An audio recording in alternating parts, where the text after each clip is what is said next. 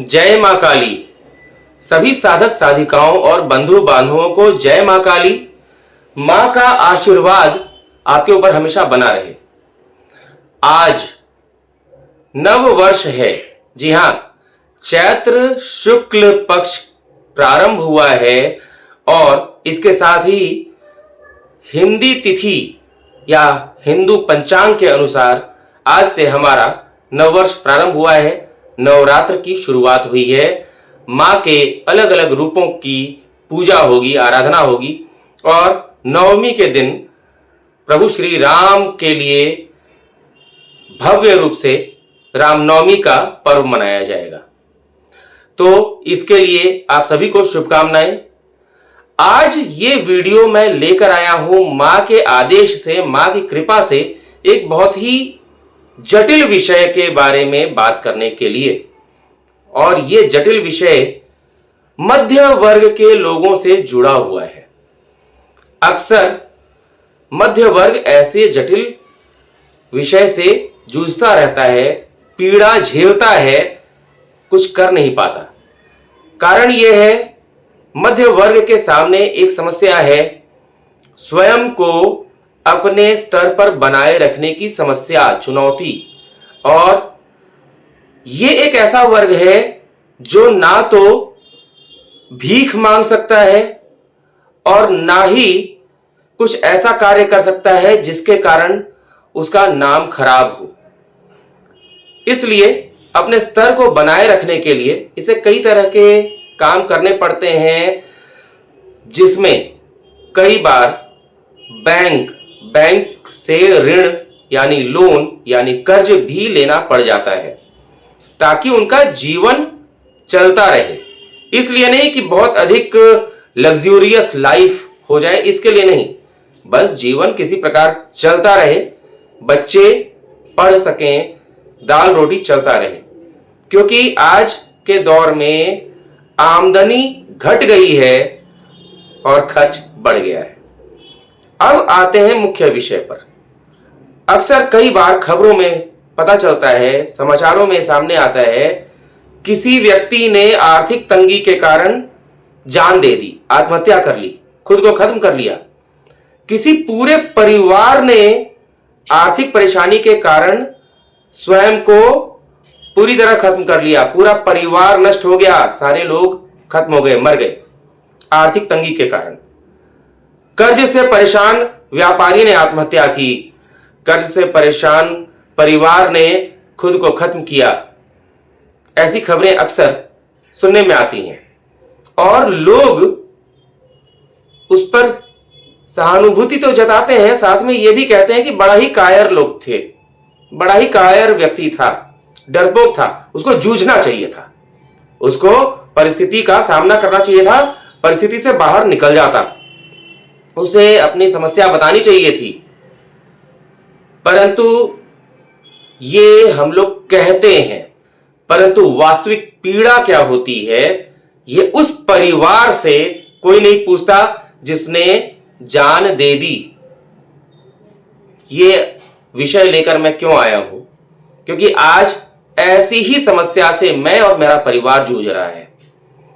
और आपको बता दें, कोई भी व्यक्ति या परिवार अपनी इच्छा से कर्जदार नहीं बनता, लोन चुकाने में आनाकानी नहीं करता, अपनी इच्छा से नहीं करता। कुछ ऐसी परिस्थितियां उत्पन्न हो जाती हैं कि वो कर्ज नहीं चुका पाता है समय समय पर, और इसके बाद बैंक वाले, स्पष्ट रूप से मैं कह रहा हूं, बैंक, जो भी व्यक्ति आर्थिक तंगी के कारण अपनी जान देता है या जो परिवार समाप्त हो जाता है, यह आत्महत्या नहीं होती, यह हत्या होती है।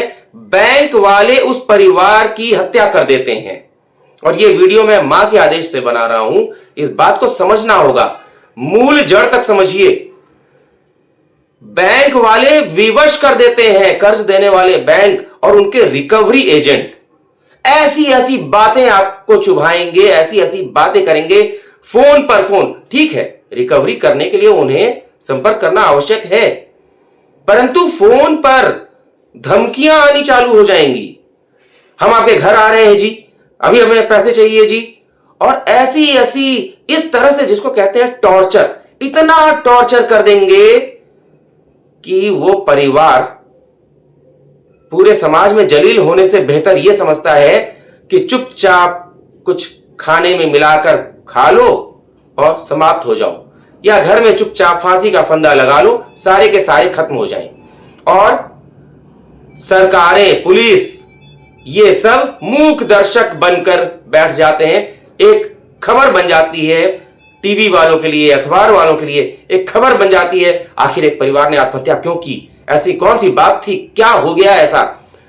मसालेदार खबरें बनती हैं, चटखारे लगाकर खबरों को पढ़ा जाता है, और टीवी न्यूज वालों को तो जैसे लगता है कि एक टीआरपी बढ़ाने का मौका मिल गया। एक पूरे परिवार ने की आत्महत्या, सनसनी मचा दी। कोई उस परिवार का दर्द बांटने नहीं आता, उन बैंक वालों के ऊपर कोई कुछ नहीं करता जो बैंक वाले लगातार टॉर्चर करना शुरू कर देते हैं। जिस व्यक्ति ने किसी कारण से कर्ज लिया, एक उम्मीद के साथ अपने व्यवसाय के लिए लिया, यह सोचकर कि हां उसका व्यवसाय लगातार बढ़ेगा, और व्यवसाय बढ़ेगा तो वो कर्ज चुकाता भी रहेगा। व्यवसाय अगर नहीं भी बढ़ा तो भी वो व्यक्ति लगातार कुछ समय तक कर्ज चुकाता रहा। एक समय ऐसा आया कि उसके घर में खाने को न दाना रहा, न पीने को पानी रहा। बच्चों की पढ़ाई रुक गई, स्कूल की फीस जानी रुक गई, और सब कुछ खत्म करके उस परिवार ने जितना हो सकता था बैंक का पैसा चुकाया ताकि उसके ऊपर कोई, उसके क्रेडिट स्कोर पर बात ना आए। लेकिन एक अवस्था ऐसी आ गई कि अब वो चुकाने में असमर्थ रहा। उसने बैंकों से मोहलत मांगी, समय मांगा कि मुझे, मान लीजिए जैसे मैंने भी बैंकों से संपर्क किया, कहा कि मेरी साथ ऐसी भयंकर परिस्थिति आ गई है कि इस समय मैं बैंक के पैसे को तत्काल नहीं चुका सकता, ईएमआई चुकाने की स्थिति नहीं है। मेरे पास जो प्रॉपर्टी है उसको मैंने सेल करने की बात कही कि वो सेल करके मैं पूरा का पूरा अमाउंट चुका दूंगा। लेकिन इसके बाद भी बैंक वाले लगातार टॉर्चर कर रहे हैं। बैंक वालों की ओर से फोन आना कि आप चुका दीजिए, ये आपके लिए अच्छा रहेगा, क्रेडिट स्कोर पे नकारात्मक प्रभाव नहीं पड़ेगा, आप जल्दी से जल्दी चुका देंगे तो। ये सब बातें ठीक है, परंतु बैंक वालों की तरफ से इस तरह की धमकियां आना, हम लोग घर आ रहे हैं, पैसा चाहिए। एक उदाहरण देता हूं। एक रिकवरी एजेंट ने फोन किया और उसे मैंने समस्या बताई कि हां भाई अभी पेमेंट नहीं हो पाया है, अभी इस समय पैसा नहीं है। उसका जवाब यह था कि पैसा नहीं है तो लिया क्यों था, आपने यूज कैसे किया। वो एक, जिसको शब्द साधारण शब्दों में कहते हैं, वो एक टुच्चा सा व्यक्ति, जिसका खुद का घर का खर्च पता नहीं चल रहा होगा कि नहीं चल रहा होगा, फ्रस्ट्रेटेड व्यक्ति, पूरी तरह फ्रस्ट्रेशन में आया हुआ, हो सकता है कि घर में पत्नी से झगड़ के आया हो या कुछ हुआ हो, उसके घर में दाना पानी हो सकता है ना हो, बोलने का लहजा उसने के माँ बाप ने उसको संस्कार ना दिया हो, कभी उसने स्कूल ना देखा हो, शिक्षा ना ली हो, सीधे किसी नाले में से उठकर अचानक वो रिकवरी एजेंट बन गया, एक ओहदा मिल गया रिकवरी एजेंट का, बोलने की तमीज नहीं, और वो कह रहा है कि आपने यूज कैसे कर लिया, आपने लिया क्यों था। समझना तो चाहिए कि किसी के साथ कभी भी कोई परिस्थिति आ सकती है। सबसे पहला, यदि सरकार नाम की कोई चीज है देश में, तो सबसे पहले बैंकों पर लगाम लगाया जाना चाहिए। कोई भी व्यक्ति, बहुत सारे लोग ऐसे हैं जिसमें मैं भी था, बहुत सारे लोग कर्ज नहीं लेना चाहते हैं, थोड़ा थोड़ा करके खुद से प्रयास करते हैं कि अपना कार्य करें, लेकिन पर्सनल लोन देने के नाम पर बार बार फोन आता है, बार बार बैंक की तरफ से फोन आता है कि सर आपको इतना लोन ऑफर किया जा रहा है। व्यक्ति कहता है कि नहीं मुझे आवश्यकता नहीं है, फिर फोन आता है, सर क्यों जरूरत नहीं है, सर क्यों जरूरत नहीं है, सर ले लीजिए आपका ये काम हो जाएगा। पहले लोन देने के लिए टॉर्चर, लोन ले लो उसके लिए टॉर्चर, फिर बाद में व्यक्ति को लगता है कि चलो ठीक है अभी ले लेते हैं, अभी मेरी परिस्थिति ऐसी है, इससे कुछ काम और अच्छा बढ़ेगा, आसानी से चुका दिया जाएगा। उसके बाद जहां एक ईएमआई बाउंस हुई, कई ईएमआई नहीं, मैं एक की बात कर रहा हूं, एक ईएमआई बाउंस होते ही ऐसा लगता है कि लोन लेने वाले व्यक्ति ने दुनिया का सबसे बड़ा अपराध कर दिया था, सबसे बड़ा आतंकवादी हो गया, वो दुनिया का मोस्ट वांटेड आतंकवादी। सुबह से लेकर रात तक लगातार फोन बजते रहेगा, फोन बजते रहेगा, चलने में डर लगेगा, कब कहां कौन उसे मिल जाए, कब कहां कौन रोक ले रास्ते में। घर से कहीं बाहर जाने में यह डर लगेगा कि पता नहीं कब कौन घर पहुंच जाए और पत्नी और बच्चों के साथ बदतमीजी कर जाए। मतलब ये बैंक पहले तो आपको फंसाएंगे जबरदस्ती और उसके बाद आपको इतना टॉर्चर करेंगे कि आप पूरे परिवार समेत जान देने के लिए विवश हो जाएं। सबसे पहले इन बैंकों से अगर किसी ने लोन लिया, कर्ज लिया किसी कारण, पहली बात तो जिसने लोन लिया उसका पुराना रिकॉर्ड भी देखा जाना चाहिए कि भाई पहले भी उसने लोन पेमेंट लगातार किया है। संभव है कोई समस्या अचानक आ गई हो कुछ समय, ठीक है, वो व्यक्ति कह रहा है कि पूरा पैसा चुकाया जाएगा, सेटलमेंट की आवश्यकता नहीं पड़ेगी, परंतु फोन कर करके इतना टॉर्चर कर दो कि वो आदमी धन की व्यवस्था भी ना कर सके, पैसा का इंतजाम भी ना कर सके, कहीं कोई काम करने जाए कि भाई उस काम को करके कुछ पैसा का इंतजाम करे, इतना टॉर्चर कर दो कि वो मेंटली डिस्टर्ब हो जाए, पागल हो जाए और आत्महत्या करने के लिए मजबूर हो जाए। यह परिस्थिति, बैंक अगर ऐसे होते हैं तो ऐसे जितने लोगों के पास ऐसे रिकवरी एजेंट का फोन आता है, मैं सबसे कहूंगा कि आप जितने लोग भी कर्ज के मामले में परेशान हुए हैं और बैंकों ने परेशान किया है, आप सभी से यही कहूंगा कि आप सब एकजुट होइए, मुझसे संपर्क कीजिए, मैं भी एकजुट होना चाहता हूं। और जितने भी रिकवरी एजेंट जो इस तरह से बात करते हैं, इन लोगों के विरुद्ध और ऐसे बैंकों के विरुद्ध तो कार्रवाई होनी ही चाहिए और अत्यंत कठोर कार्रवाई होनी चाहिए, क्योंकि जो भी परिवार कर्ज में फंसकर आत्महत्या करता है वो आत्महत्या नहीं होता है, वो बैंक और रिकवरी एजेंट द्वारा की गई सामूहिक हत्या होती है, सामूहिक रूप से हत्या कर दी जाती है। और बैंक वाले बड़े बैंकर बन के चलते हैं, भाई मैं तो बैंक में हूं जी, मैं तो बहुत सोफिस्टिकेटेड व्यक्ति हूं, मैं इस तरह का हूं, मैं उस तरह का हूं, परंतु आपके रिकवरी के समय आपका वो सारा तरीका कहां चला जाता है। आपके रिकवरी एजेंट पता नहीं किसी स्त्री ने ही पैदा किया होगा उन्हें, लेकिन संस्कार देना शायद भूल गई, और उनके माता पिता क्या संस्कार देके उन्होंने पैदा किया, बड़ा किया, वो तो रिकवरी एजेंट्स की बातों से पता चल जाता है। अधिकांश, कुछ रिकवरी एजेंट ऐसे भी होते हैं जिनकी भाषा बहुत अच्छी होती है, वो बातों को समझते हैं, कुछ ऐसे भी हैं, मैं सबकी बात नहीं कर रहा, परंतु अधिकांश ऐसे होते हैं जो एक भी ईएमआई बाउंस होते ही आपके सर पर चढ़ जाएंगे।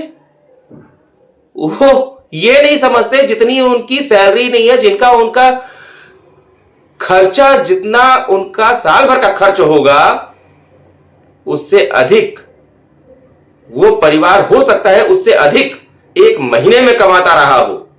परिस्थिति ऐसी आ गई कि उसको अचानक मुंह के बल गिर गया वो व्यक्ति, अचानक कुछ परिस्थिति आ गई।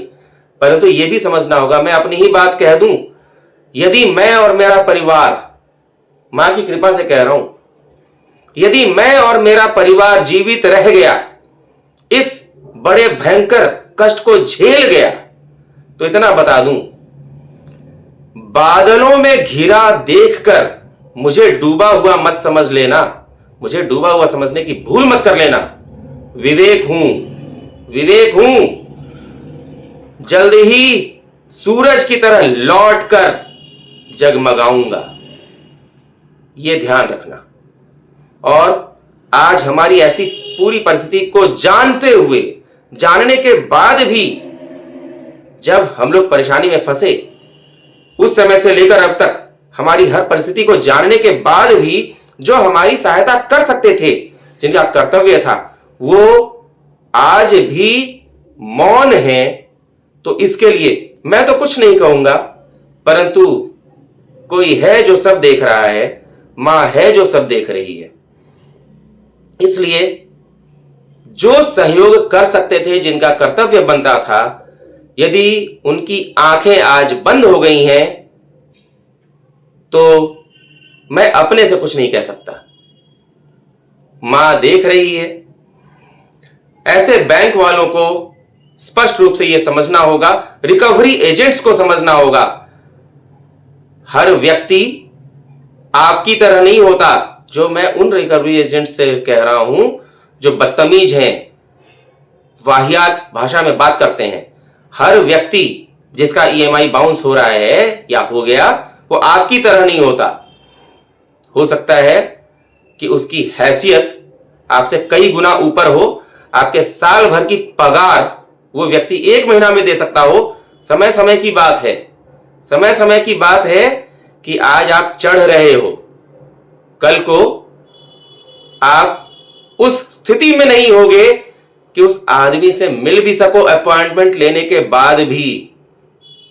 वो रुतबा कभी रहा है किसी का, आज अचानक गड्ढे में गिर गया और जीवित बच गया तो रुतबा तो हासिल कर लेगा।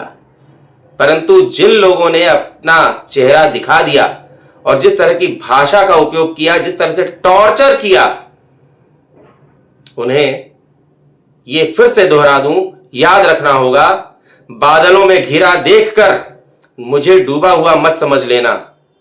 विवेक हूं, लौट कर फिर आऊंगा, सूरज की तरह जगमगाऊंगा। यदि मैं और मेरा परिवार जीता रह गया तो यह तो मां के हाथ में है। तो भाइयों बहनों, जो भी आप लोग बैंकों के कारण, बैंक के रिकवरी एजेंट्स के कारण परेशान हैं, मां की शरण में आइए। मां आपका बाल बांका नहीं होने देगी। ठीक है, अभी का समय आपके लिए कठिन हो सकता है, परंतु मां की शरण में आइए और संपर्क कीजिए। कमेंट्स के माध्यम से ही संपर्क कीजिए। एकजुट होने का समय आ गया है। जो भी बैंक द्वारा पीड़ित लोग हैं, उन लोगों की बात कर रहा हूं जो वास्तव में पीड़ित हैं। जिन्होंने जानबूझ के गलत किया उनकी बात नहीं कर रहा हूं। जो वास्तव में पीड़ित हैं, आइए, एकजुट होने का समय आ गया है। एक साथ मां की कृपा से आगे बढ़ना होगा और हमें लड़ना होगा। ऐसे बैंकों को और ऐसे रिकवरी एजेंट्स को उनकी वास्तविकता दिखानी होगी। उन्हें जेल की सलाखों के पीछे पहुंचाना होगा ताकि ऐसे लोग और परिवारों का नाश ना कर दें और परिवारों को आत्महत्या के लिए विवश ना कर दें। आज के वीडियो में इतना ही। यह बहुत ही आवश्यक था, इसलिए मैं ये वीडियो लेकर आया। मिलता हूं आध्यात्म, मां काली और ज्ञान संबंधी नए वीडियो के साथ, और बीच बीच में ऐसी आवश्यक बातें भी बताता रहूंगा। जय मां काली।